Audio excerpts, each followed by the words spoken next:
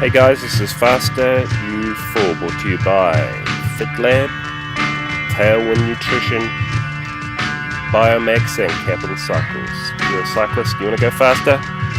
Let's giddy up. Hey guys, listen up. It's time for money down your pants. That's right. So I've got a limited offer here for you from the bikini-clad women and guys, Biomaxa. That's right. So it's exactly like the Tory Brewery, except it's not beer.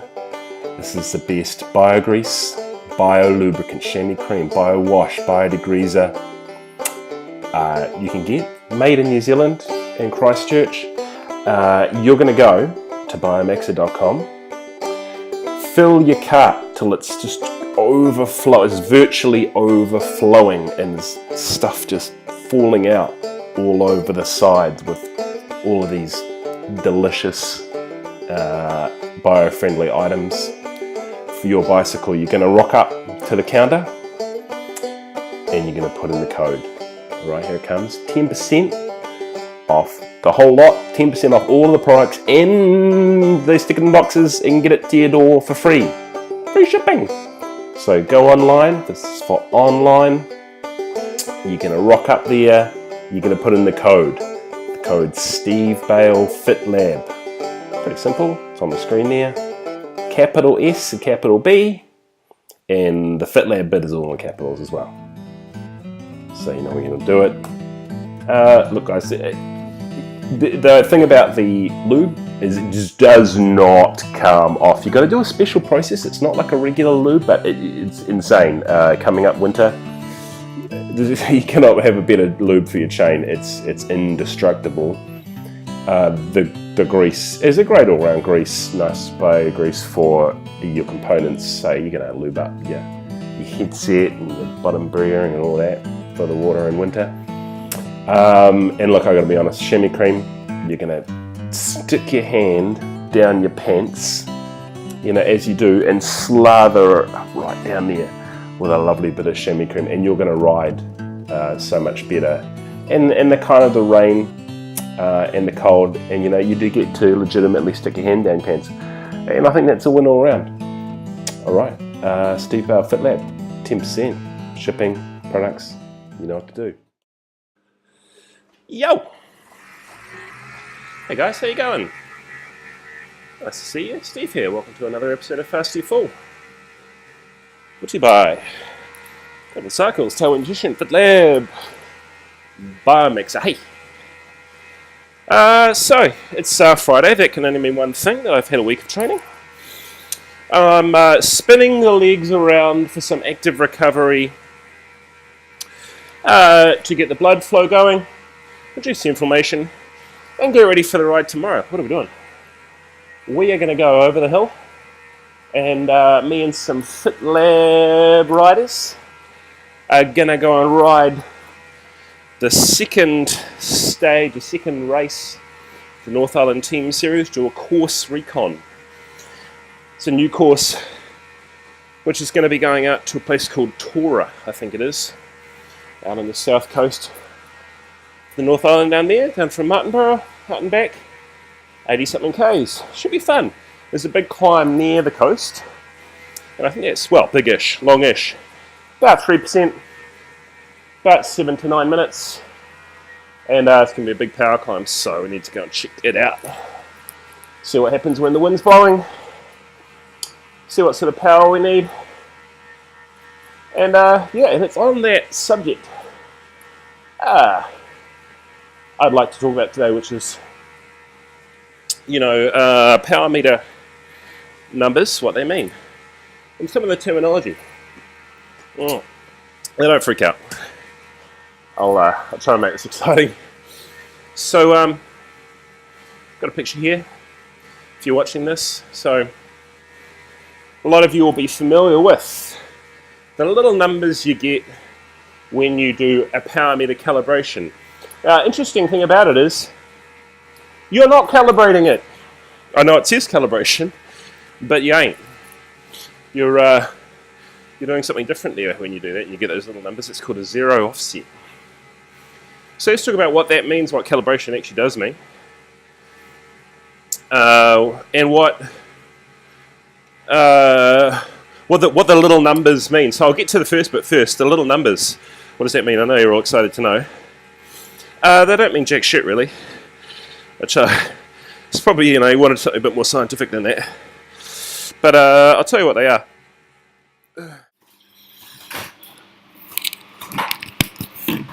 Okay, you'll be familiar with the idea in general that when you put your power meter on your bike and you start it up, that you want to make sure it's accurate. How do you do that? You scroll through your menu and you find calibrate. For different power meters, there's different processes.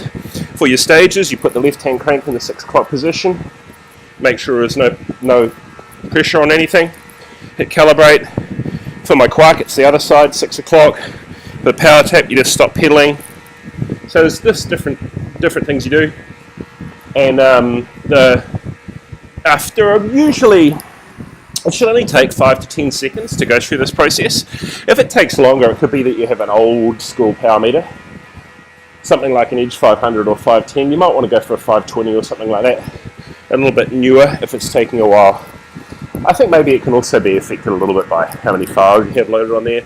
So if it's full of old files, go through, clean it out from time to time. So you get the numbers, like you've got on the screen in front of you. What does it mean? That number, and remember this is really a zero offset. It's not a calibration. So your zero offsetting between the temperature that the device on your handlebars, your Garmin, thinks that it is, and what the temperature your power meter thinks it is. You mean, imagine if you could get a mismatch where you have had your device inside and it's a nice warm temperature, but your bike's been out in the garage and it's colder. There's a difference. It could affect the reading on your power meter. I actually tested this out, and it's quite a big difference. Like, you could get, up to about 10% variation, between an average warm room and an average cold day if you don't do this zero offsetting. So it's worthwhile. And, during the ride, it can change as well. Of course, the temperature can change, 5 or, I don't know, if it's crazy, maybe even 10 degrees during a ride, which is going to skew your data. So you might actually want to, if you go out and the temperature changes and you're doing a set of intervals, you might actually want to do a zero offset before you start that set of intervals. Could be quite important. So the numbers that you're actually seeing when you do that are just they're sort of like a placeholder, really. They're called an analog to digital converter value. So it's just a number to indicate the amount of force that's currently measured by the strain gauges. So analog to digital, of course, so you're inside a power meter, you've got strain gauges. That's an analog signal, and it needs to be converted into some kind of digital data for the device to read, based on some other algorithms and give you a power number based on some other algorithms, namely the slope that's programmed into the power meter. So it's just a number that represents the analog forces that are currently going through the power meter. And for some reason, those numbers are, for most stages, somewhere, I think, like mid 700s or 800s, something like that is normal. For my quark, it always says about minus, 150, 250, 350. Those values can change a little bit over time as the power meter beds in. So, for instance, on a quark, the chainring bolts might bed in a little bit. The strain gauges and just the metals and all the materials that construct the power meter might bed in a little over time. So there's usually a relatively standardized set of values for most temperatures that power meters sit in.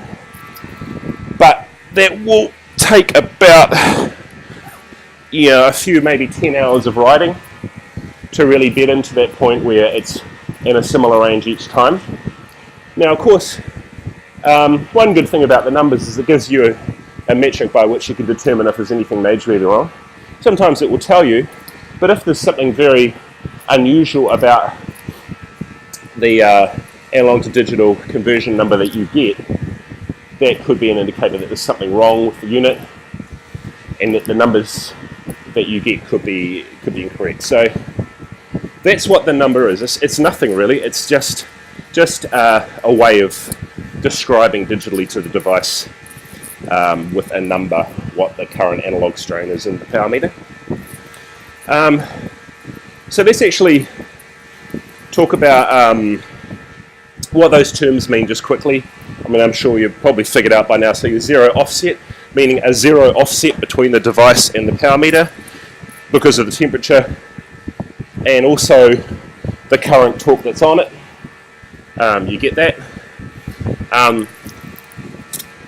So calibration is something that's actually done at the factory, and it's a one-off procedure.